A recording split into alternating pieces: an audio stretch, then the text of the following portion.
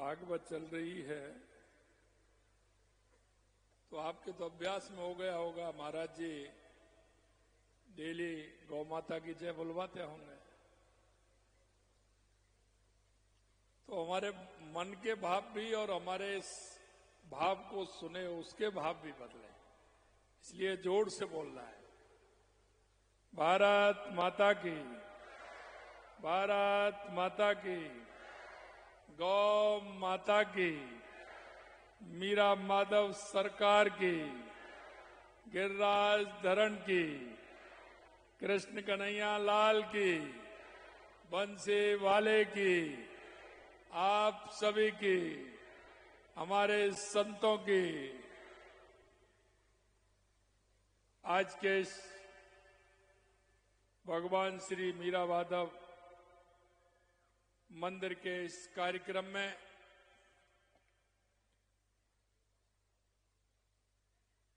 मंच पर विराजमान सबसे पहले मैं हमारे संत और महंतों के चरणों में प्रणाम करता हूं, उनका अभिनंदन करता हूं।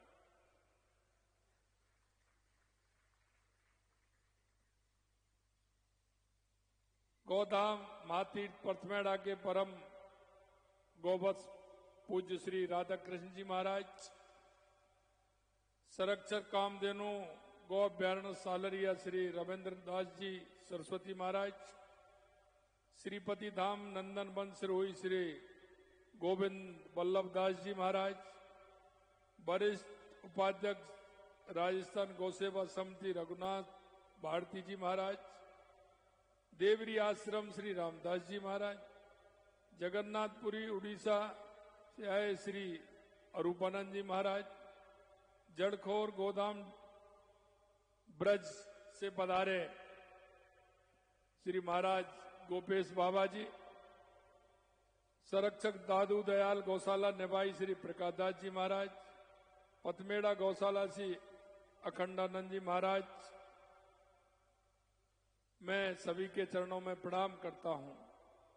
मंच पर विराजमान भारतीय जनता पार्टी के प्रदेश के मुखिया, आप सभी के लाडले राज्यसभा के सांसद सम्मानीय मदन राठौड़ जी, कैबिनेट में मेरे साथी, आप सभी के आपके अपने श्री जोराराम कुमावत जी, हमारे जालौर सिरोही के लोकप्रिय सांसद श्री लुम्मा राम चौधरी जी, आहोर के हमारे लोकप्रिय विधायक भाई छगन सिंह जी राजपुरोहित साहब, जालौर के जिला अध्यक्ष भाई जसराज पुरोहित जी, हमारे मावली के पूर्व विधायक धर्मनारायण जोशी जी, पूर्व विधायक आहोर श्री शंकर सिंह जी राजपुरोहित जी, भाजपा के प्रदेश के उपाध्यक्ष नारायण सिंह जी जोधा साहब, भामाशाह नेत्रा श्री शेषमल जी राजपुरोहित, पूर्व जिला अध्यक्ष करण सिंह जी नेत्रा साहब, कार्यकारी अध्यक्ष पथमेड़ा गौशाला श्री रघुनाथ सिंह जी राजपुरोहित साहब, और इस कार्यक्रम के आयोजनकर्ता एवं भामाशाह श्रीमती कंकु देवी जी, श्री शेषमल जी, श्री रमेश सिंह जी, किशोर सिंह जी, सुरेश सिंह जी, अर्जुन सिंह जी, ग्राम नेत्रा, आप सभी का मैं वंदन करता हूं, अभिनंदन करता हूं। एक ही बहुत ही अच्छा और शानदार ऐसा कार्यक्रम जो हमारी संस्कृति, हमारी विरासत, हमारे विचार, क्योंकि भागवत गीता भगवान कृष्ण ने कहा है कि भागवत गीता में वो स्वयं विराजमान है। जब भी कोई व्यक्ति को किसी भी परेशानी, किसी भी दुविधा में अगर वो आता है तो निश्चित रूप से अगर उसका कहीं उत्तर मिलेगा तो वो भागवत गीता में मिलेगा। यह स्वयं अपने आप में है। और मैं आपको बताना चाहता हूं, मेरा जीवन का आधार रहा है, क्योंकि इसमें तो शंकर सिंह जी और हमारे करण सिंह जी नेत्रा साहब मेरे को निमंत्रण देने के लिए गए थे। लेकिन मैं आपसे कहना चाहता हूं कि जहां मुझे मालूम पड़ता है और मैं अगर उस गांव में होकर के या उस मोहल्ले में होकर निकल रहा हूं जहां भी कहीं भागवत गीता का पाठ हो रहा है तो मैं कहीं ये नहीं देखता कि कहां है। जहां भी अगर भागवत गीता का पाठ होता है मैं उनको प्रणाम करके ही निकलता हूं, उनको प्रणाम करके ही जाता हूं। यह हमें जो गीता का ज्ञान है, इसके अंदर भगवान कृष्ण की जो वाणी है वो हमारे जीवन में बहुत बदलाव लाती है। इसके साथ साथ हमें उससे ये मिलता है कि अगर हम कोई भी काम हो रहा है वो सिर्फ हम करने वाले हैं। भगवान कृष्ण ने कहा है कोई भी क्षेत्र हो, कैसा भी क्षेत्र हो, आपको सिर्फ कर्म करने का अधिकार है। भगवान कृष्ण ने कहा है कि आप कर्म करिए, बाकी मेरे ऊपर छोड़ दीजिए। और मैं ये आपसे आज यही कहना चाहता हूं, ये परम सत्य है, परम सत्य है। हमें हमारा कर्म करना है, आगे का रास्ता अपने आप वो दिखाते हैं। मित्रों, आज के इस अवसर पर मैं धन्यवाद देना चाहता हूं आयोजकों को भी और हमारे माननीय प्रदेश अध्यक्ष जी को भी, क्योंकि उन्होंने भी कई बार कहा कि आपको आना है।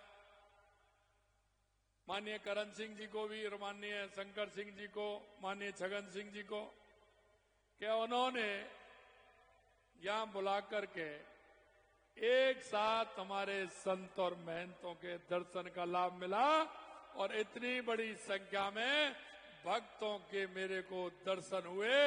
निश्चित रूप से मैं धन्य हुआ। और आज का वो शुभ दिन हमारे देश के यशस्वी प्रधानमंत्री नरेंद्र मोदी जी हमारा अयोध्या का राम मंदिर, जो हमारे करोड़ों लोगों की अंतरात्मा की आवाज थी, उसको पूरा करने का काम किया। और आज उधर धर्म ध्वजा का वहां फहराया जा रहा है और आज यहां ये कार्यक्रम हो रहा है। दोनों में कितना बड़ा मिलन है। इसलिए मैं कहना चाहता हूं, एक बार जोर से सभी बोलेंगे, जय जय श्री राम, जय जय श्री राम। मेरे भाई और बहनों, इसलिए मैं कह रहा हूं कि मैं बहुत सौभाग्यशाली हूं।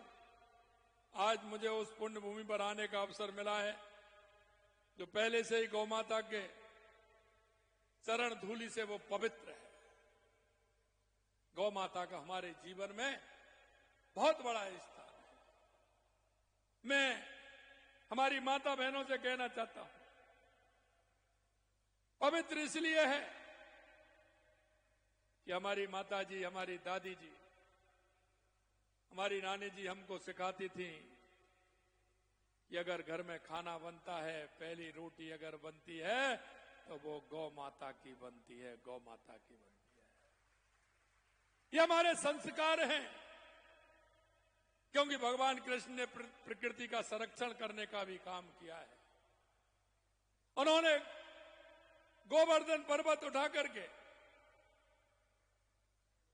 प्रकृति संरक्षण के लिए, गौ माता के लिए, क्योंकि हम तो वो लोग हैं जो पहाड़ों को भी पूजते हैं, पर्वतों को भी पूजते हैं, पेड़ों को भी पूजते हैं, नदियों को भी पूजते हैं, गौ माता को भी पूजते हैं, माता जी को पूजते हैं, पिताजी को पूजते हैं, दादी जी को पूजते हैं, दादाजी को पूजते हैं। मेरे भाई और बहनों, मैं यही कहना चाहता हूं, ये हमारी संस्कृति है। और संस्कृति के साथ अगर आप ये काम करोगे तो आत्म संतुष्टि भी होगी, आपके विचार भी अच्छे होंगे, आपके काम भी अच्छे होंगे। और जब ये अच्छे होंगे तो ईश्वर की पूरी कृपा भी हमारे ऊपर रहेगी। उसके लिए मैं एक उदाहरण देना चाहता हूं। हमारी सरकार आते ही हमने कहा था कि हमारे राजस्थान को वो हमें कैसे आगे बढ़ाना है। हमने कहा पहले, सबसे पहले अगर राजस्थान को आवश्यकता है तो पानी की आवश्यकता है। और हमने देश के यशस्वी प्रधानमंत्री नरेंद्र मोदी जी के नेतृत्व में राजस्थान के अंदर हर क्षेत्र में, सभी जिलों में हमने पानी की योजना बनाई। चाहे हमारी ईआरसीपी की योजना हो, यमुना जल समझौता हो, इंदिरा गांधी गंग नहर हो, चाहे नर्मदा हो, चाहे हमारा सोम कमलाम से आपका जमाई बांध डैम भर के हमारे जालौर, पाली, सिरोही का पानी मिले, चाहे हमारा माई डैम के माध्यम से आगे पानी जाए, और यह हमारा जो उदयपुर का पानी है उसको हम आगे ले जाकर के उसको राजसमंद, चित्तौड़ और भीलवाड़ा के लिए पहुंचाए। चाहे हमारे ब्राह्मणी नदी से जोड़ना हो, ये सारे काम हमने किए। और माननीय प्रधानमंत्री नरेंद्र मोदी जी के नेतृत्व में इन काम को आगे बढ़ाया।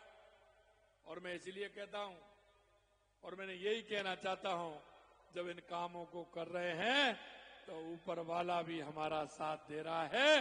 राजस्थान में 2 साल से लगातार पूरे बांध भरे हुए हैं, और अब की बार तो आपके जवाई बांध के भी गेट खोलने पड़े। ये पहली बार कितने दिनों में हुआ है।